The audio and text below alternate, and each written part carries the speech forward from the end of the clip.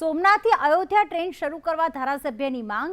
ધારાસભ્ય વિમલ ચુડાસમાએ કેન્દ્રીય રેલ મંત્રીને પત્ર લખ્યો છે।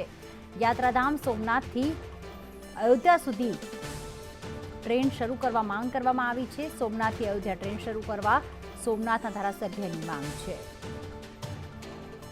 રાકેશ અમારી સાથે જોડાઈ ગયા છે। રાકેશ, અયોધ્યા જે નવનિર્મિત રામ મંદિરનો હાલમાં પ્રાણ પ્રતિષ્ઠા મહોત્સવ યોજાયો અને હવે ધારાસભ્ય દ્વારા માંગ કરવામાં આવી છે, શું વધુ વિગત? ચોક્કસથી સોમનાથ યાત્રાધામ ખાતે દેશ વિદેશના હજારો ભાવિકો આવતા હોય છે, ત્યારે સોમનાથથી જો અયોધ્યાની સીધી ટ્રેન મળે તો આ જે ભાવિકો છે તેમને મોટો લાભો મળી શકે એમ છે।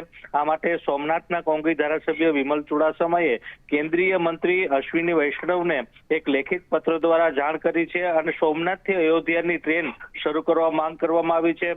જે સોમનાથથી આવતા જે યાત્રાળુઓ છે તેને તો આનો લાભ મળશે। આ ઉપરાંત અન્ય જે જિલ્લાઓ છે, સૌરાષ્ટ્રના છે, રાજકોટ, જુનાગઢ આ સહિતના જિલ્લાના ભાવિકોને પણ આનો લાભ મળી શકે, એટલે આ ટ્રેન શરૂ કરવા તેમજ ગળુ ખાતે ટ્રેનને સ્ટોપ આપવા માટેની પણ ધારાસભ્યએ માંગ કરી છે। એટલે કહી શકાય કે આગામી દિવસોમાં જે સોમનાથથી અયોધ્યાની નવી ટ્રેન શરૂ થાય તેવી ક્યાંક ને ક્યાંક શક્યતાઓ વર્તાઈ રહી છે। જી, આભાર તમામ વિગતો માટે રાકેશ।